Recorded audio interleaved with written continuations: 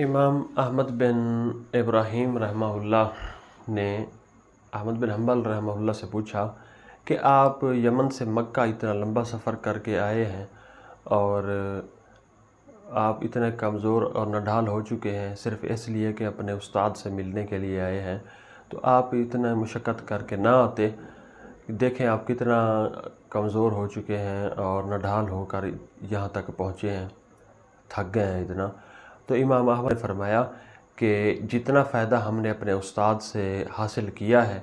اتنی میری مشقت نہیں ہے، یعنی میں نے فائدہ اپنے استاد سے علم کا اتنا حاصل کیا ہے، مشقت کو دیکھا جائے تو یہ مشقت اس فائدے کے ذرہ برابر بھی نہیں۔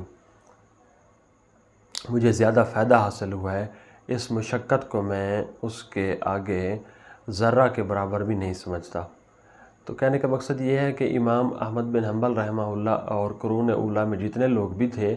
انہیں علم کی قدر کتنی تھی اور اپنے اساتذہ کی کتنی قدر کرتے تھے، کتنا احترام کرتے تھے۔ آج کل ہمارے معاشرے میں استاد کو کوئی بھی اہمیت نہیں دی جاتی اور استاد کی کوئی بھی قدر و منزلت نہیں جانی جاتی۔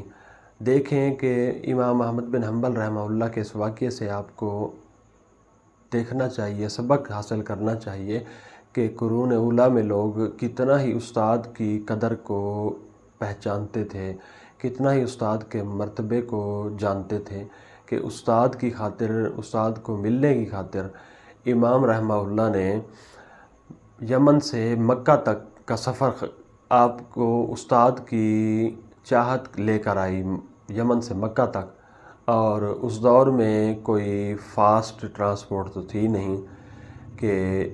1-2 گھنٹوں کا سفر ہوتا۔ یمن سے مکہ تک ایسے سمجھیں کہ ہفتہ 15 دن لگ جاتے ہیں اگر گھوڑے پہ اونٹ پہ آئیں، وقفے وقفے سے چلتا آدمی آئے تو کم از کم 15 دن ضرور لگتے ہیں کم سے کم۔ اور یہ دیکھیں کہ اس دور میں کوئی اتنے ہموار راستے بھی نہیں تھے اور جنگلات کا دور تھا اور سنسان علاقے تھے، ادھر اتنا زیادہ آمد و رفت بھی نہیں تھی، اتنا زیادہ آبادی بھی نہیں تھی۔ تو دیکھیں کتنی مشکلات ہوں گی اس وقت میں، ایک ملک سے دوسرے ملک سفر کرنا یا ایک شہر سے دوسرے شہر سفر کرنا کتنا مشکل ہوتا ہوگا اس دور میں۔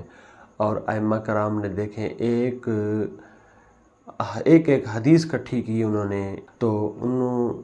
انہوں نے جو محنت کی دین کے معاملے میں، آج ہم تک دین پہنچا تو ان کی محنتوں کی وجہ سے۔ آج جتنا بھی ہم علم کا ذخیرہ ہم تک پہنچا ہے اور علمی ذخائر ہم تک موجود ہیں، ہمارے پاس موجود ہیں، ہم تک پہنچے ہیں، تو ان ائمہ کرام کی محنت کی وجہ سے۔